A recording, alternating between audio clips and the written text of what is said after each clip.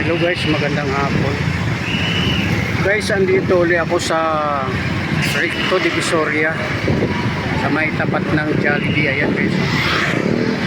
Kahit anong nakikita ko sa tao guys, kahit anong ngiti nila, kahit anong tawa nila, nakikita ko pa rin yung paghihirap nila sa mga mukha.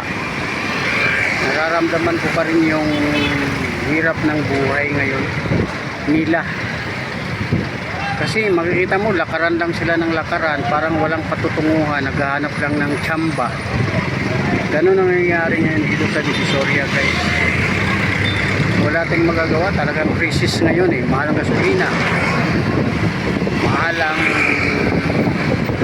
pagkain, mahal ang bigas, lahat walang mura ngayon. Kaya ito ang tinatawag na crisis talaga dito sa Pinas. Ang tanong, kailan pa ito matatapos? Sana nagdadasal ako na matapos na ito. Kahit hindi ako marunong magdasal, napapadasal tuloy ako eh. Na sana matapos na yung hirap ng mga tao. Kasi hindi lang naman ako ang apektado, halos lahat eh. Sa lugar lang namin, marami nang apektado guys. Lalo dito sa Divisoria, ayan, makikita mo, wala na masyadong tao.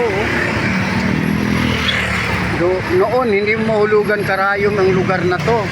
Punong-puno palagi ng tao to. Pero ngayon, wala na guys. Ramdam ko talaga yung mararamdaman mo talaga yung hirap ng buhay ngayon. May nadaanan nga ako doon, nag-aaway na eh. Nagtatalo sila sa bibilhin nilang Ito nung isa, yun na lang daw kasi mura. Sabi naman nung isa, pareho lang yan dito, ganun. Natalo na sila. Pero siyempre, yung babae pa rin ang masusunod doon kasi siya ang nakakaalam ng presyuhan ng mga nangyayari ngayon. Ang lalaki naman kasi, bili lang ng bili yan eh. Hindi nila alam paano mag-budget. Samantalang ang babae, nagbabudget talaga yan.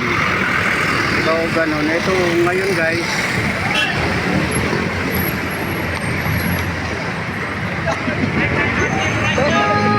Wala yun.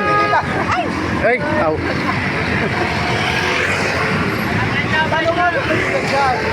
Ayun guys.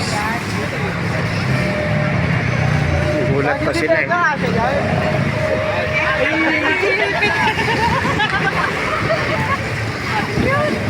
Talo pa sila guys. Di raw magkasya sa daanan kasi nag-ano sila eh. Sumiksik sila doon sa bakod ng ayun. Dito kasi sa Divisoria wala yan. Yung mga bawal-bawal na yan wala. Binakura na yan. It means na hindi pa dadaanan. Pero ayan daan pa rin yung tao.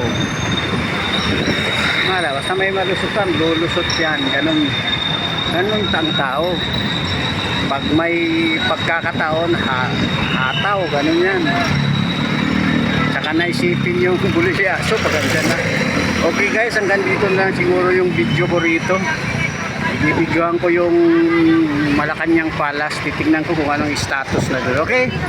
Paki-like, share, and comment. Bye-bye!